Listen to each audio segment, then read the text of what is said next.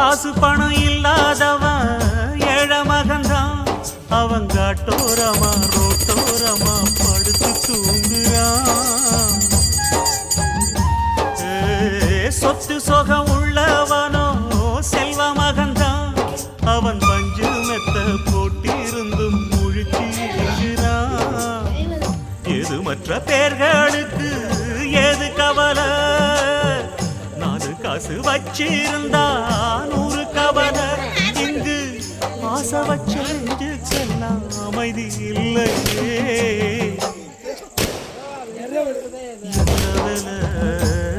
அது என்ன வேலை? மன நிம்மதிதா இங்கு என்ன வேலை? எந்த கடை அது எந்த கடை? அதை விற்கிறது இங்கு எந்த கடை? பணங்காசுதான் அள்ளி வீசிதான் கடடாதுதான் கடையில் கிடைக்காதே. என்ன வேலை? அது என்ன வேலை? மன நிம்மதிதான்